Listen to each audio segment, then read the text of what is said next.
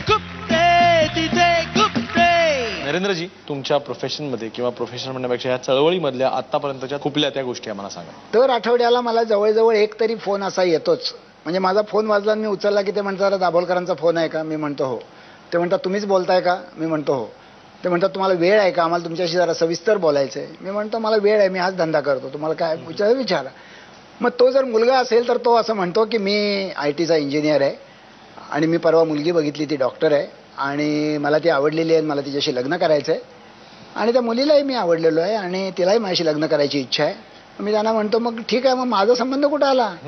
मग ते म्हणतात अहो डॉक्टर तिथंच काय झालं ना, आमच्यातल्या एका पाहुण्याने उगीच आपलं आमच्या दोघांच्या कुंडल्या एका ज्योतिषाला दाखवल्या आणि तो ज्योतिषी असं म्हणतोय की या कुंडल्या इतक्या जमत नाहीत की हे लग्न जर झालं तर 6 महिन्याच्या आत मुलगा किंवा मुलगी याच्यापैकी एकाचा बाप गचकल्याशिवाय राहत नाही. आता मी काय करू, लग्न करू की नको? आता मी त्याला असं सांगतो की तुझं सगळं शिक्षण वाया गेलं ना. अरे तू कसला कॉम्प्युटर इंजिनियर झाला, तू कसला फिजिक्स शिकला, तू कसला डॉक्टर झाला?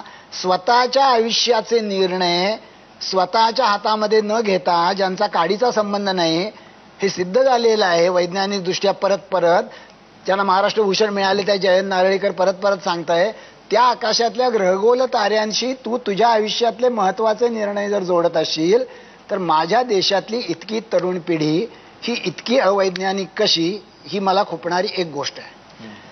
दुसरी गोष्ट अशी की हेही आपल्याला माहित नाही की मी जितके वर्ष अंधश्रद्धा निर्मूलनाचं काम करतो तितकीच वर्ष तितक्याच पोटतिडकीनं मी व्यसनमुक्तीचं काम करतो.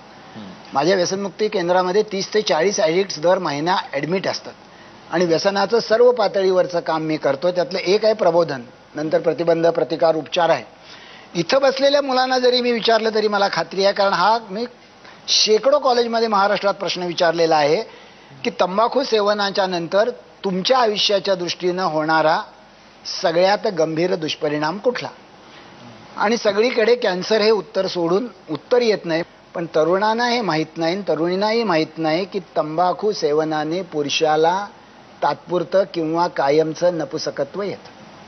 ही गोष्ट वादातीतपणे सिद्ध झालेली आहे.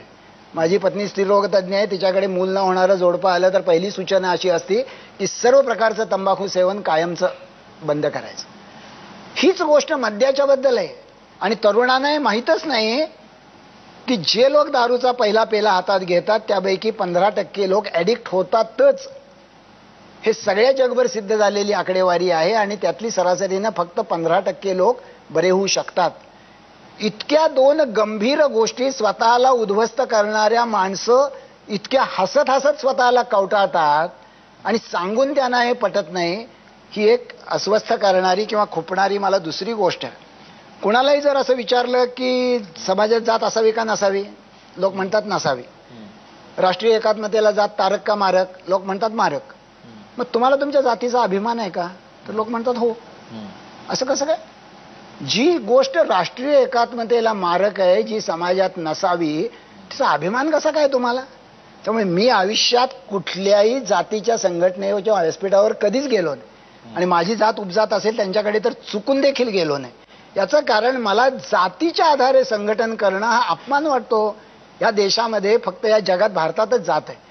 मी जन्माला कोणाच्या पोटात न आलो याच्यावर जी जात ठरते, ज्यात माझ्या काडीचा कर्तृत्वाचा संबंध नाही, त्याच्या आधारे माणसं सगळं समाजजीवन राजकारण गुंततात आणि त्याचं समर्थन करतात. ही गोष्ट तर मला फारच खुपते. त्यामुळे मी जरी सुरुवात अंधश्रद्धा निर्मूलनापासून केली असली तरी मी एका व्यापक परिवर्तनाच्या चळवळीचा माणूस आहे. म्हणून मला, आणि लक्षात ठेवा या तिन्हीमध्ये एकच शब्द तुम्हाला सांगतो, माणसं अंधश्रद्धेला शरण जातात तीही मानसिक गुलामगिरी आहे. माणसं व्यसनाला शरण जातात तीही मानसिक गुलामगिरी आहे. माणसं जाती व्यवस्थेला कसलाही आधार नसताना शरण जातात तीही मानसिक गुलामगिरी आहे. त्यामुळे ही जी मानसिक गुलामगिरी आहे ती मानसिक गुलामगिरी मला फार अस्वस्थ करते.